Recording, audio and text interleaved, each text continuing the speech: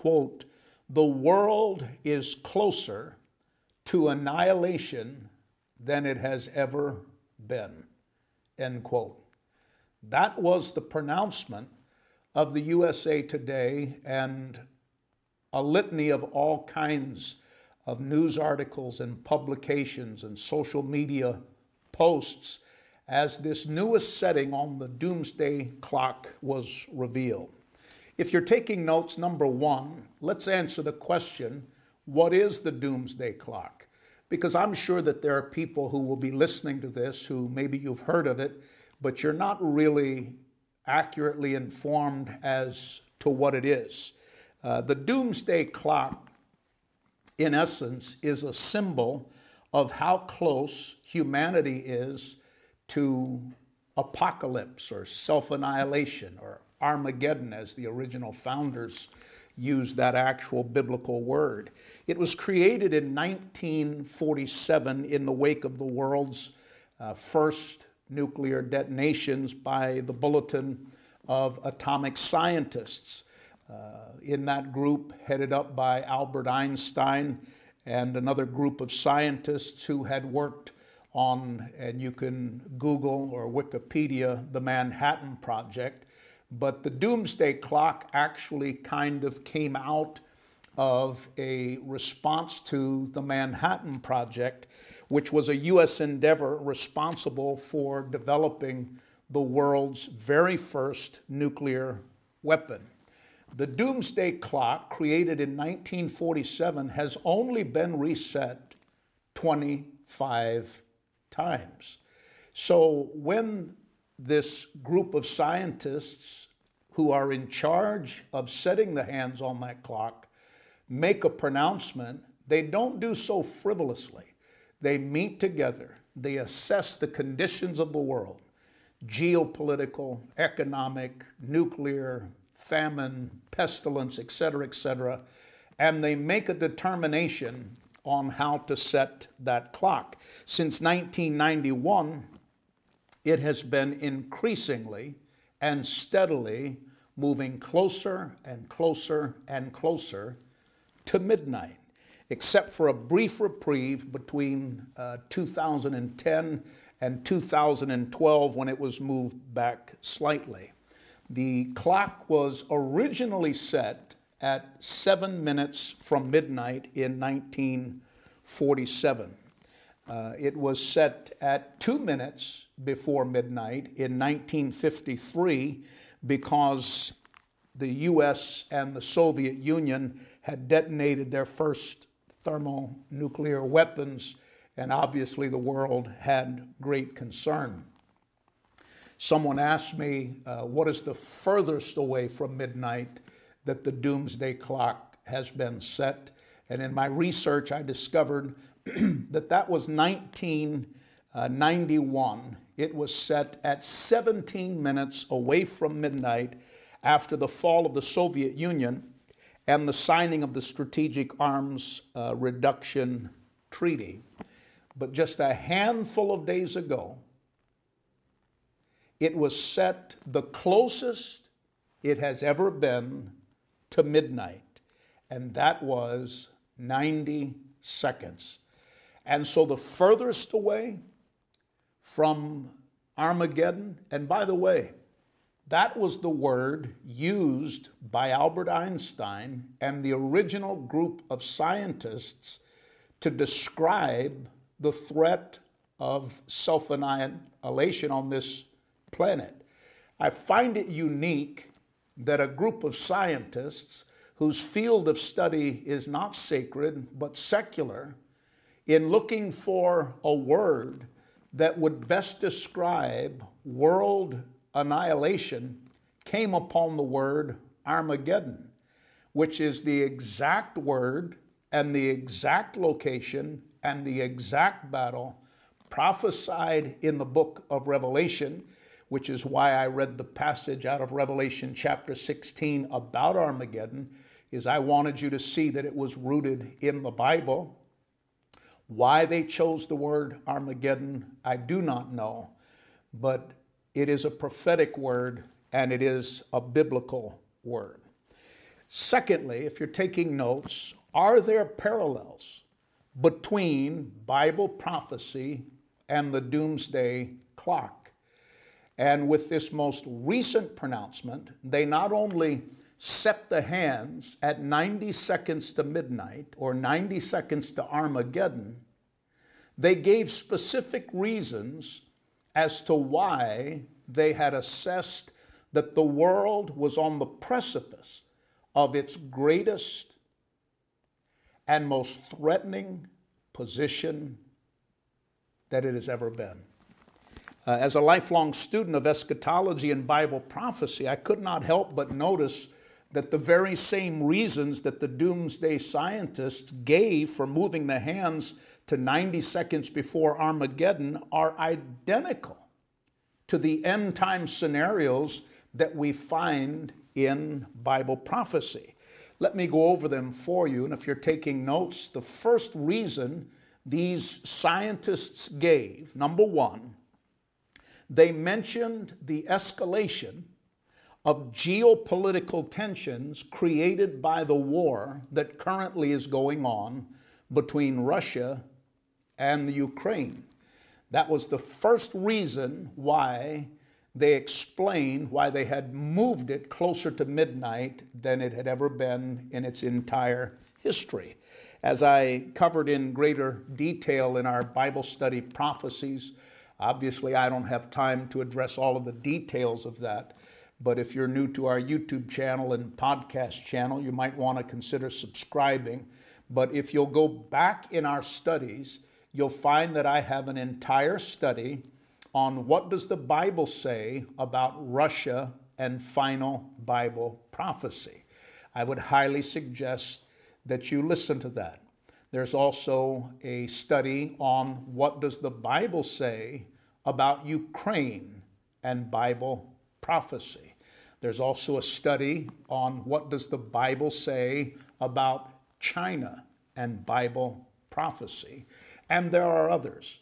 So if you have a greater interest and want to develop a biblical view on these geopolitical tensions that the world is currently facing and are clearly foretold in Bible prophecy, avail yourself to those as you have time. Because when they listed their concern of the battle and the war of Russia and Ukraine, and if you're following that at all, there has been escalation just in recent days. Our own nation and other nations are funding the Ukraine side of that battle.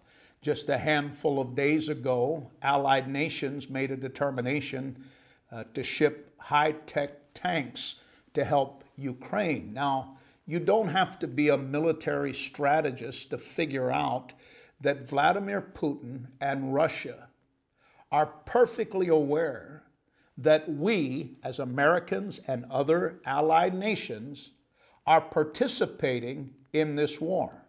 It is no longer a skirmish between Russia and Ukraine. It has become an outright war between Russia, Ukraine, and all of the nations that are supporting Ukraine. And in our own country, the United States of America, our administration is sending billions of dollars and military armament to help Ukraine. That is a direct war threat against Russia. And Russia has openly said that they will use nuclear war against the United States. And they've not only threatened that, in days before you're listening to this, they moved nuclear-armed warships into the neutral zones of the Atlantic Ocean, and they have pointed their nuclear weapons on that ship at specific cities along the eastern coast of the United States of America. And Vladimir Putin has openly declared he will use nuclear weapons. And so it's for this reason that there's incredible tension in our world today. But did you know that this was prophesied in Ezekiel chapter 38 and chapter 39. Again, I have an entire study on our YouTube channel, on our podcast channel, on Bible prophecy and the Gog and Magog war. Now, this specific potential war would be the Gog-Magog war of Ezekiel 38 and 39. As you'll discover in that study, the Bible prophesies two Gog and Magog wars, but this would be the one prophesied by the prophet Ezekiel in the Old Testament in the 38th and 39th chapters. And it sure seems like the stage is being set for its fulfillment. So I am not saying that this is a fulfillment of the war, the Gog-Magog war in Ezekiel 38 and 39, but if it is not, it certainly is a true foreshadowing of that prophetic and pending war.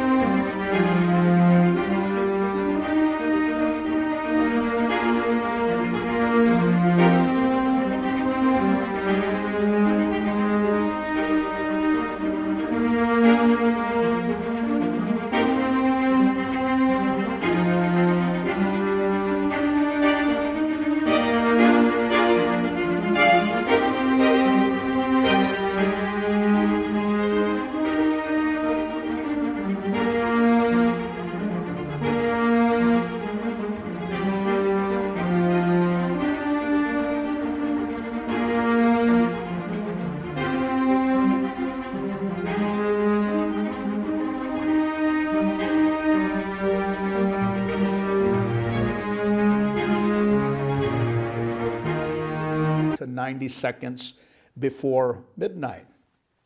The second reason that these scientists gave was they pointed to the escalation of the nuclear arms race. Now, some of you may know, or you may be learning right now, that India is becoming a world nuclear player. India is on pace currently to soon surpass in population China. And for years, people thought there'll be no nation on the planet that will ever surpass the population of China. But India is on pace to do that. India in recent years has also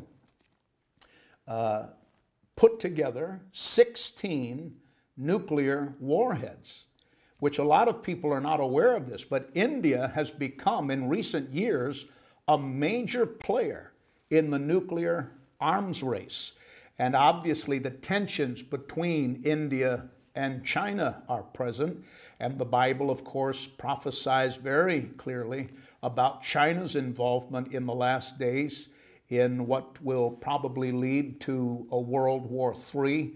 I don't have time to talk about World War III in Bible prophecy. I have studies on that. But there will probably be more than one nuclear war in final Bible prophecy. In fact, there are some very respected scholars in eschatology that lay out an argument that there will be 5 nuclear skirmishes during end-time Bible prophecy, which would make a total of 7.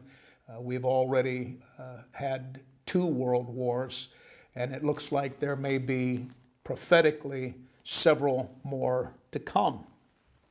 Not only that, North Korea has become a nuclear threat, and that threat is only heightened by their current rogue and unstable leader, who is most untrustworthy and continues with his open threats. But there is a nation that I really want you to keep your eye on as far as Bible prophecy, and that is the nation of Iran, because they are specifically mentioned in Bible prophecy and will be a part of, most likely, a nuclear attack or attempted attack along with allied nations against Israel, including Russia.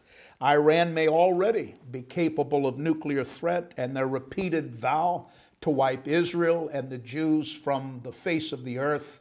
They boldly and repeatedly have stated that on political stages, including many times on the very floor of the United Nations. Their hatred for Israel, their hatred for the Jews, and their solemn promise that they will eradicate Israel and the Jews must be taken seriously.